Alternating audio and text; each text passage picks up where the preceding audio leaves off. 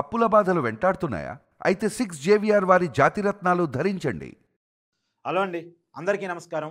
నేను మీ కట్టా కార్తీక్. గత 4 రోజులుగా సాక్షి పేపర్‌ని మీరు అబ్జర్వ్ చేయండి. ఒకే రకమైన వార్త. కొద్దిగా పతాలు అటు ఇటుగా మారుస్తున్నారు. ఫోటోలు కొద్దిగా అటు ఇటుగా మారుస్తున్నారు. ఇవే ఫోటోలు కొద్దిగా అటు ఇటుగా మార్చేసి, పదాలు మార్చేసి ఒకే రకమైన వార్తని గత 4 రోజులుగా సాక్షి పేపర్ మెయిన్ ఎడిషన్‌లో పెడుతున్నారు. పులివెందుల జడ్పీటీసీ ఉప ఎన్నిక గురించి ఆ వార్త. పులివెందుల జడ్పీటీసీ ఉప ఎన్నిక మీద ఎందుకు వైసీపీ అంత కలవరపడుతుంది? ఆ ఉప ఎన్నికని వాయిదా వేపించాలని ఎందుకు అంత తాపత్రయపడుతుంది? అక్కడేదో గుండాయిజం నడుస్తుంది, రౌడీజం నడుస్తుంది, అధికార దుర్వినియోగం నడుస్తుంది అంటూ ఎందుకు పెడబొప్పులు పెడతా ఉంది? ఆ ఉప ఎన్నిక జరగకుండా ఉండాలని ఎందుకు అంత తాపత్రయపడతా ఉంది? కోర్టులో పిటిషన్ వేశారు, గవర్నర్ గారికి పిటిషన్ ఇచ్చారు, ఎన్నికల సంఘానికి ఫిర్యాదులు చేశారు. ఎన్నికల సంఘం అధికారి మీద కూడా విమర్శలు గుప్పిస్తూ ఉన్నారు.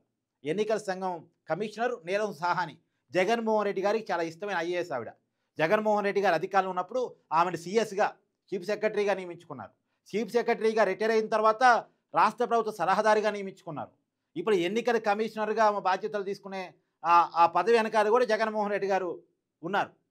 మరి జగన్మోహన్ రెడ్డి గారు అన్ని బాధ్యతలు అప్పచెప్పి అంత ఇష్టపడ్డ ఐఏఎస్ అధికారిని మీద కూడా ఇవాళ విమర్శలు గుప్పిస్తున్నారు.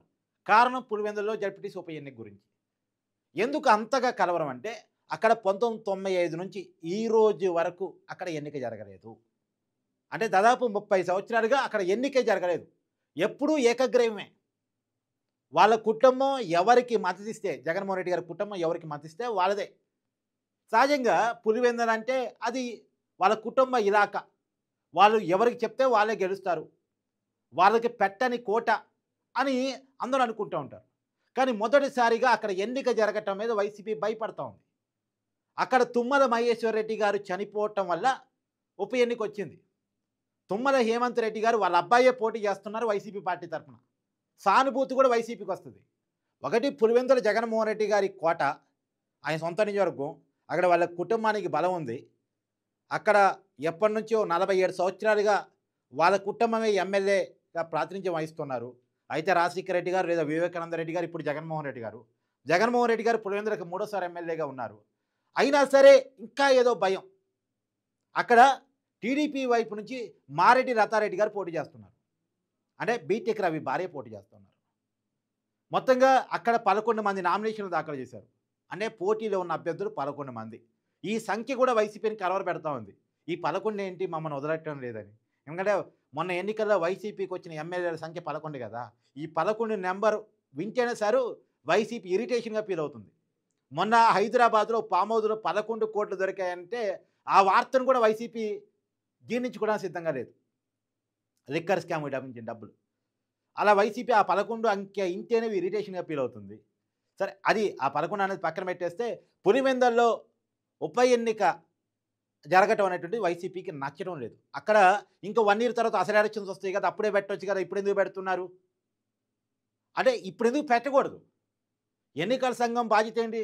ఎక్కడ ఎంపీ ఖాళీ అయినా, ఎమ్మెల్యే ఖాళీ అయినా, జడ్పీటీసీ, ఎంపీటీసీ అక్కడ ఎవరు చనిపోవటం వల్ల ఖాళీ అయినా సరే ఉప ఎన్నికలు పెట్టడం అనేది ఎన్నికల సంఘం బాధ్యత. ఎన్నికల సంఘం పెడుతుంది, పార్టీలు పోటీ చేస్తున్నాయి.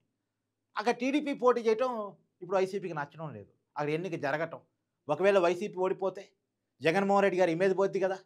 పులివెందుల స్థానంలో కూడా టీడీపీ గెలిచింది అనేది పేరు పడిద్ది కదా. అది జగన్మోహన్ రెడ్డి గారికి ఏమాత్రం మింగుడు పడటం లేదు. అందుకనే అక్కడ చివరికి ఊరికొక ఎమ్మెల్యేని పెట్టారు. ఒక ఎమ్మెల్యే స్థాయి క్యాండిడేట్ని ఊరికొక ఇన్ఛార్జిగా పెట్టారు. ఒక రకంగా వైసీపీ పార్టీ మొత్తం కూడా పులివెందుల జడ్పీటీ స్థానం కోసం పనిచేస్తుంది.